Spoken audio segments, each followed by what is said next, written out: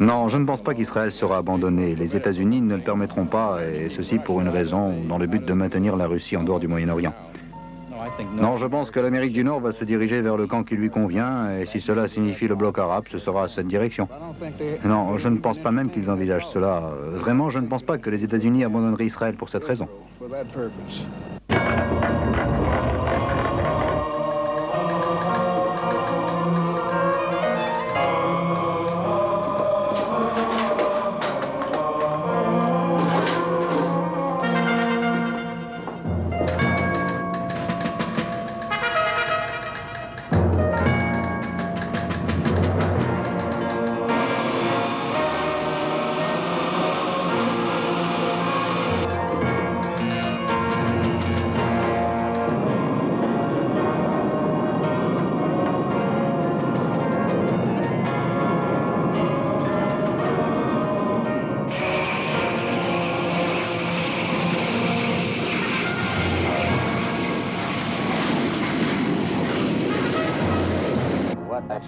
Ce qui va arriver à Israël, je ne le sais vraiment pas.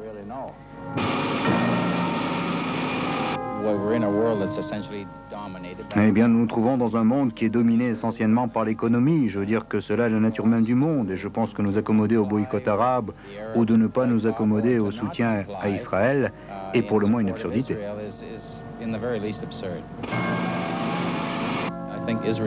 Comme tout autre pays, je pense qu'Israël devra trouver une manière d'exister dans un monde qui a des objectifs différents des siens. C'est la vie.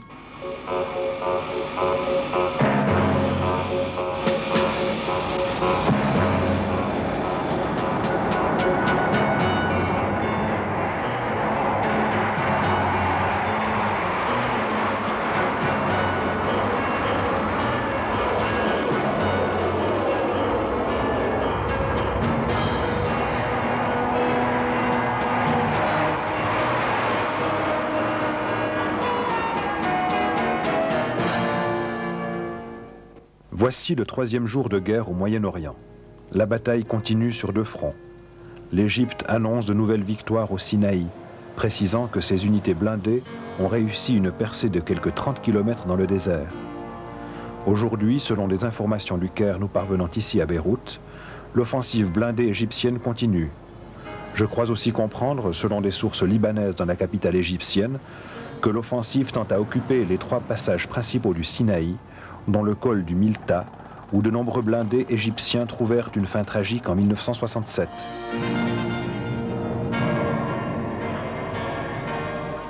Très tôt dans la guerre du Yom Kippour, les pilotes israéliens ont été confrontés avec la plus récente technologie de missiles soviétiques.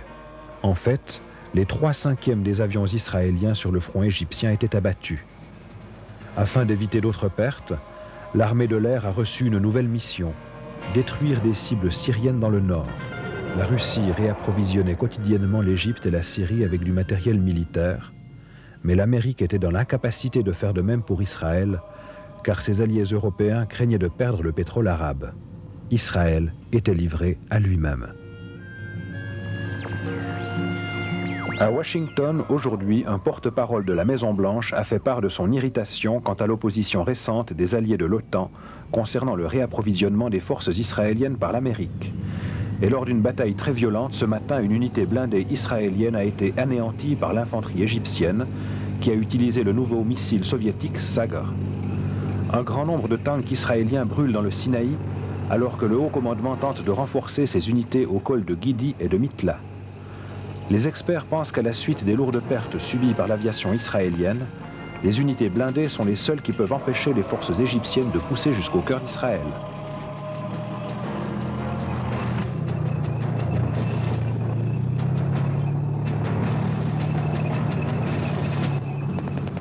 Le 14 octobre, un pont aérien américain d'approvisionnement fut établi avec Israël. À cette même période, les tanks israéliens se regroupaient pour la bataille blindée la plus dévastatrice de l'histoire du monde.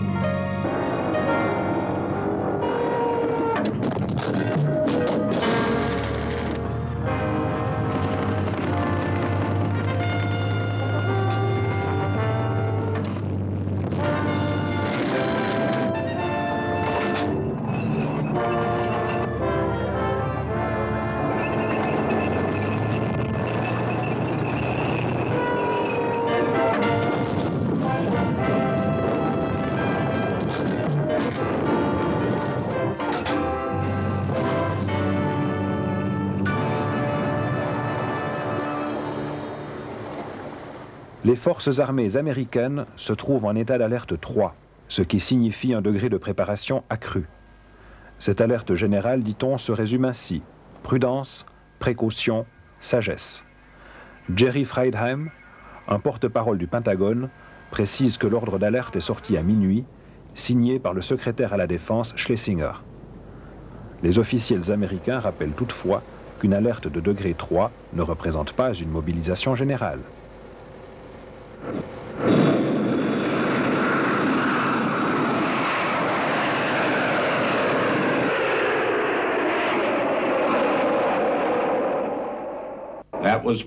C'était sérieux, cela n'avait rien d'une blague. C'était vraiment la réalité, c'était trop vrai, c'était réellement trop vrai.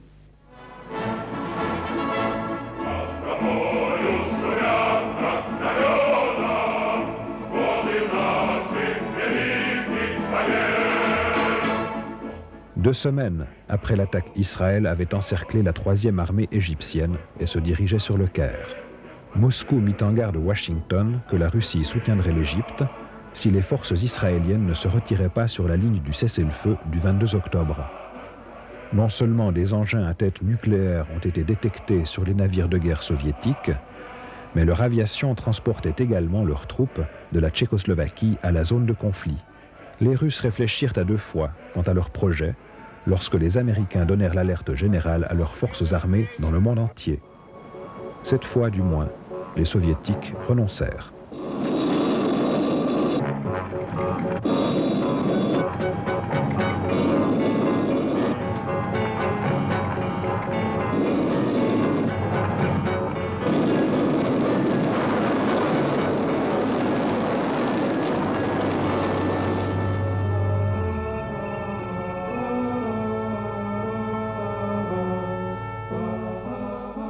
Bien que la guerre du Yom Kippour coûte 7 milliards de dollars à Israël, le prix réel ne peut se calculer en pertes matérielles ou en argent dépensé. Un père est mort, un frère est devenu méconnaissable par les brûlures, un voisin est handicapé pour la vie.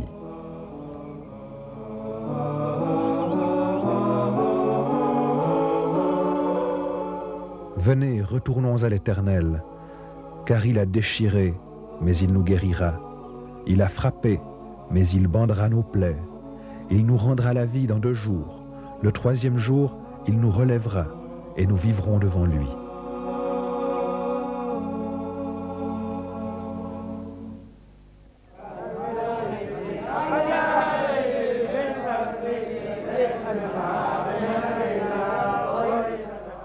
L'hébreu a toujours été la langue de la prière pour les Juifs.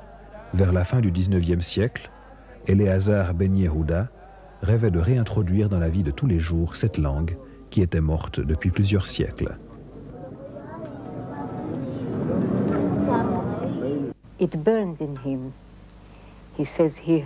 Cela brûlait au-dedans de lui. Il disait qu'il entendait une voix lui disant, c'est-à-dire que sa propre voix en quelque sorte lui parlait même la nuit. Tu dois y aller, tu dois faire revivre la langue hébraïque.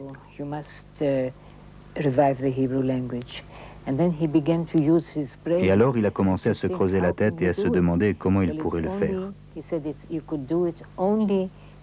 Eh bien, il sut que cela n'était possible que dans le pays d'Israël et avec le peuple d'Israël.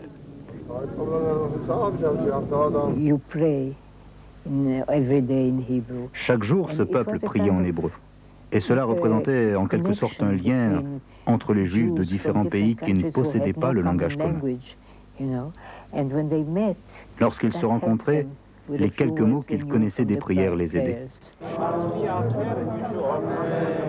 Utilisant des écrits bibliques anciens comme référence, Ben Yehuda se réjouissait du jour où la langue hébraïque coulerait de la bouche des enfants comme des adultes. Quant à la question de savoir si l'hébreu devait rester une langue uniquement à usage religieux ou devenir la langue de tous les jours d'une nation, Ben Yehuda en a débattu vivement durant toute sa vie.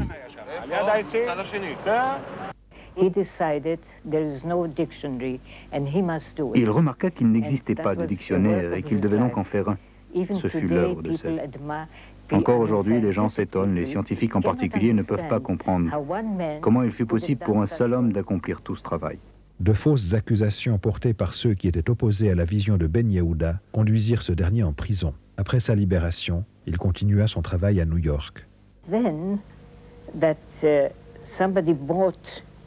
Et c'est alors que quelqu'un a acheté une copie du dictionnaire qu'il était en train de faire et qui n'était pas encore achevé mais en souscription. Et il dit à sa mère, « Tu vois, cela commence. C'est le début de la vie naturelle, car les gens désirent se procurer un dictionnaire, même s'il n'est pas encore terminé. »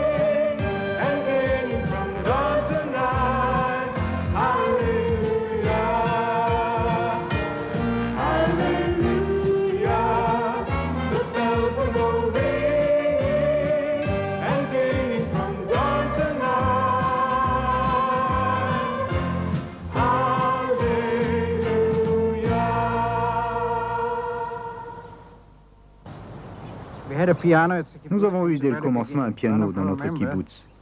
La mère d'un de nos membres était venue d'Allemagne avec 2 pianos. Elle était habituée aux grands appartements d'Allemagne et lorsqu'elle reçut son petit appartement en Israël, elle n'avait plus de place pour les pianos. C'est pour cela que nous en possédons un maintenant et cela depuis le tout début.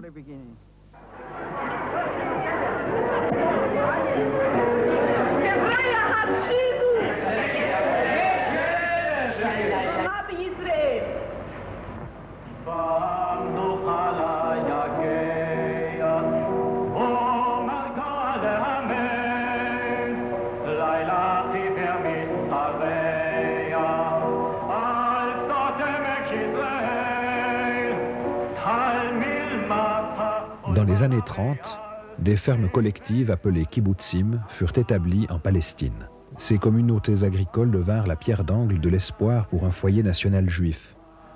Au début, les colonies juives étaient constamment attaquées. Afin d'éviter que des gens ne soient tués pendant la construction d'un kibbutz, la plupart de ces coopératives étaient bâties en une seule journée. Les tours de garde devenaient maintenant le symbole visible des intentions juives de rester. Parallèlement, les artistes renommés, danseurs ou musiciens, quittèrent l'Europe pour la Palestine. Tout en collaborant activement à la culture d'une terre déserte qui refleurirait un jour, ils trouvèrent là un auditoire attentif et combien reconnaissant à leur égard. Des soirées improvisées autour du piano pouvaient se transformer ultérieurement en concerts réguliers.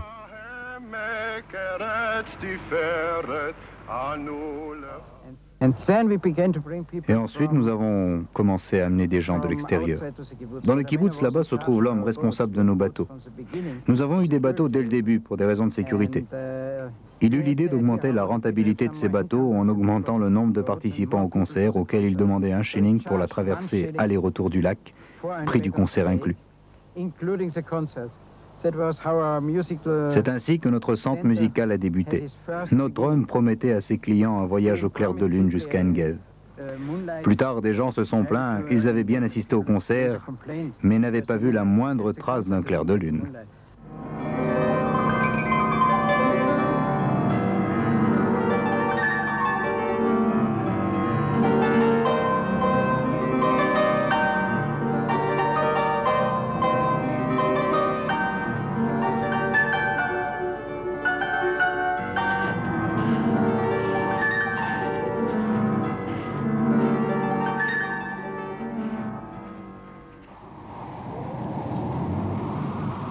Voici, je les rassemblerai de tous les pays où je les ai chassés dans ma colère, pour leur bonheur et celui de leurs enfants après eux.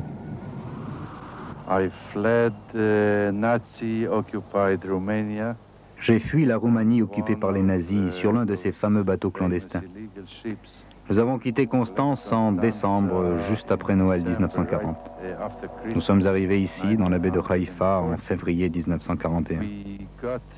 Nous n'avons pas essayé de forcer le blocus britannique. Nous avons attendu bien sagement que les Anglais montent à bord de notre bateau.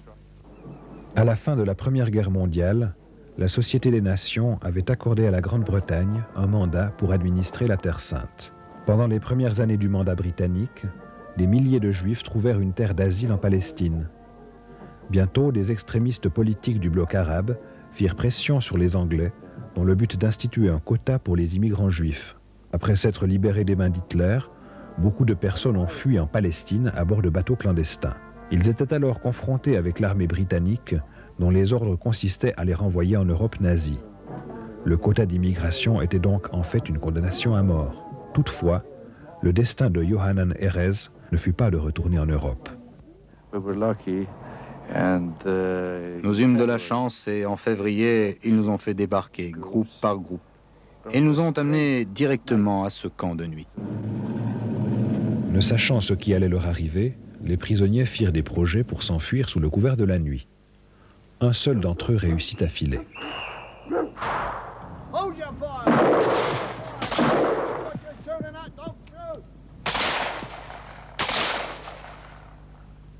Following morning, the whole British police were on our heads. Le matin suivant, la police britannique au complet était présente. Nos nerfs étaient déjà tendus et nous avons résisté. Il y eut un échange de coups de poing. Les Anglais ont battu en retraite. C'était bien la première fois que je voyais les Anglais battre en retraite.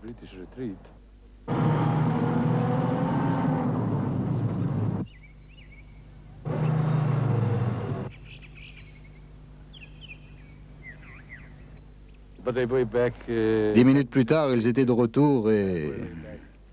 Comment? Ils étaient équipés pour la bagarre, avec des bâtons aussi longs que ça. Et ils savaient s'en servir.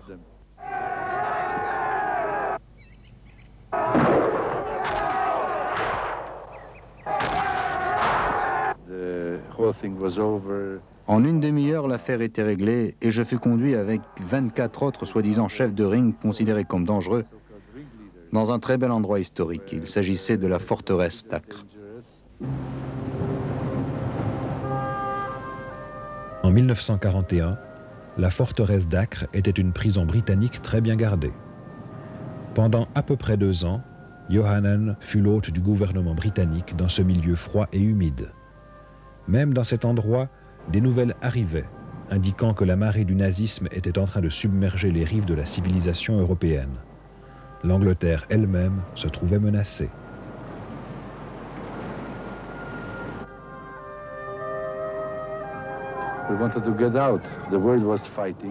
Nous voulions sortir. Le monde se battait. Nous voulions rejoindre le champ de bataille et participer à la course contre Jerry.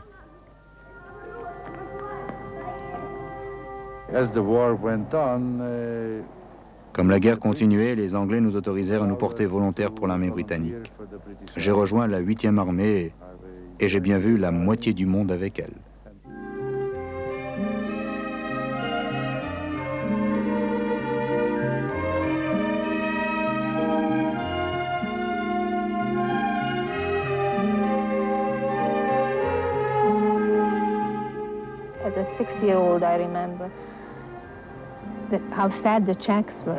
À l'âge de 6 ans, je me souviens de la tristesse des Tchèques.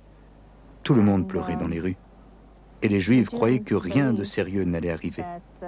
Ils pensaient qu'ils seraient épargnés. Personne ne pouvait s'imaginer l'horrible holocauste qui allait se produire en Europe. Au lieu de nous réfugier aux États-Unis ou en Palestine, nous nous rendîmes à Budapest, en Hongrie.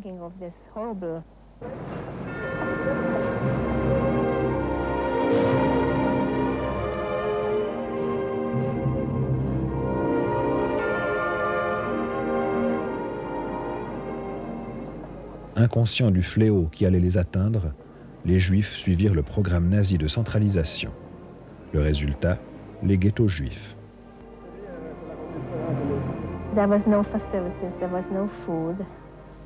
Il n'y avait pas de confort, pas de nourriture. C'était ainsi, mais nous étions parmi notre peuple.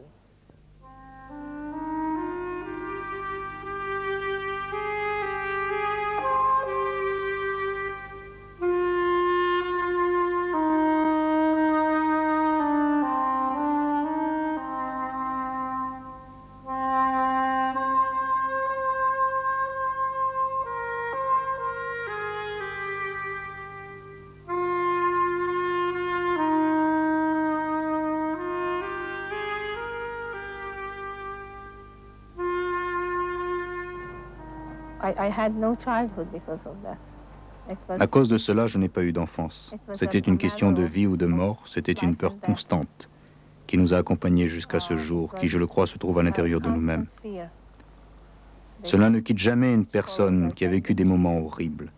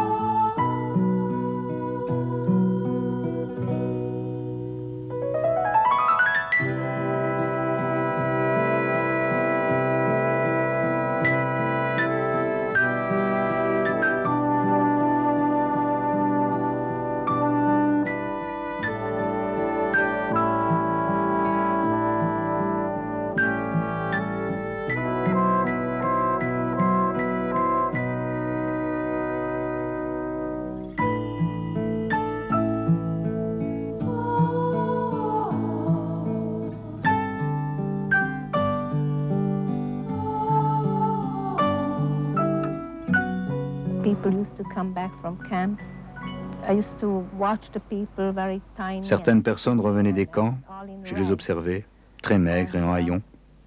Nous ne pouvions savoir qui elles étaient. J'espérais reconnaître mon père, mais il n'est jamais revenu. Il ne faut pas oublier que 6 millions de Juifs ont été tués. Ceux qui ont subsisté, environ 600 000 Juifs, se dirigeaient vers la côte. Après la guerre, la Palestine est devenue l'espoir juif. Cependant, le blocus britannique était toujours en vigueur. Le reste de la famille de Tamar fut obligé d'attendre dans un camp de réfugiés. Nous avons entendu ainsi pendant 2 ans en Allemagne. J'ai vu une fois un camp avec 400 enfants. Le plus jeune avait peut-être 2 ans et nous voyions leurs yeux, ou plutôt leurs yeux nous fixaient. Nous avons alors ressenti une responsabilité, une conviction réelle. Nous devions amener ces enfants en Israël. Après avoir attendu pendant 2 ans dans le camp de réfugiés allemands, la famille de Tamar reçut une étincelle d'espoir. Un bateau se préparait en France. Malgré le blocus naval anglais, l'Exodus allait tenter de forcer sa route jusqu'en Palestine.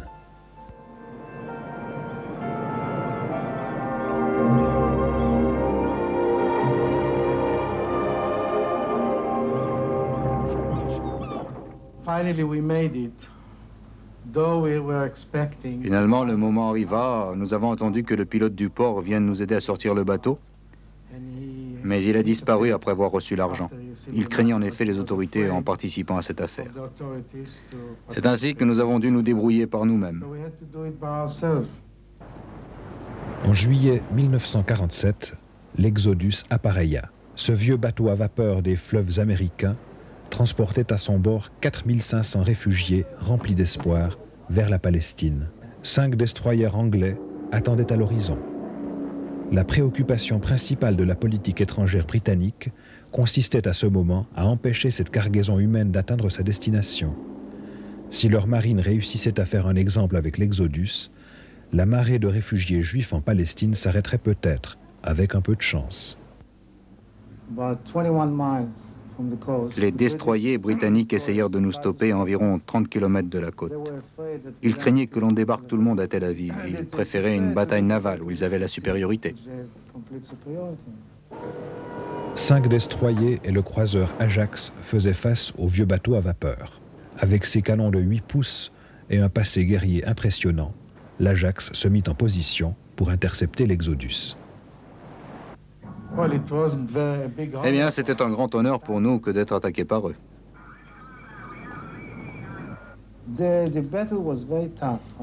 La bataille fut très dure. Premièrement, ils ont commencé à tirer à la mitrailleuse sur les ponts.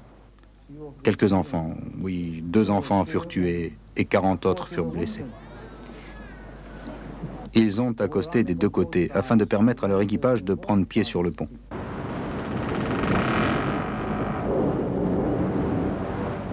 Ils ont presque coulé le bateau.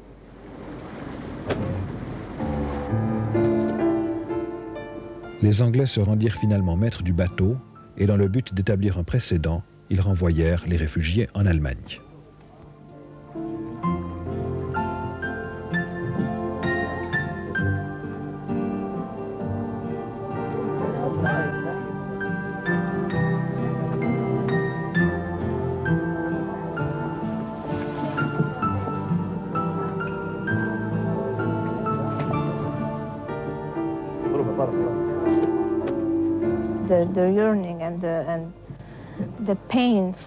Espérer, souffrir pour atteindre la Palestine, arriver à Haïfa, devoir faire demi-tour et enfin retourner en Allemagne, tout cela fut une expérience très pénible et très triste. Nous croyions en ce que nous faisions et nous savions qu'il n'y avait pas d'autre endroit qu'Israël pour amener les Juifs. Après des milliers d'années, Israël revenait à la vie. La Bible dit « Ceux qui se confient en l'Éternel renouvellent leurs forces. Ils prennent leur vol comme les aigles. Ils courent et ne se lassent point. Ils marchent et ne se fatiguent point. » Ésaïe avait prédit la résurrection d'Israël et prophétisé « Un pays peut-il naître en un jour? Une nation est-elle enfantée d'un seul coup ?» Avant 1948, Israël n'existait qu'en espérance. Chacun pensait, oui, nous aurons un pays, peut-être, mais pas de notre vivant. Nos petits-enfants auront éventuellement un pays.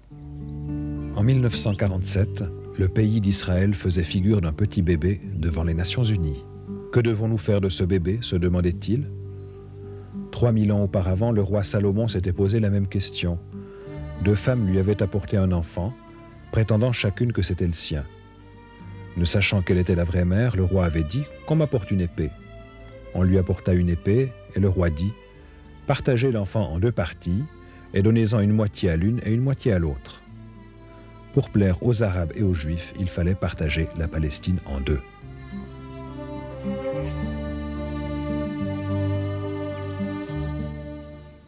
Les Nations Unies délibérèrent au sujet du partage de la Palestine.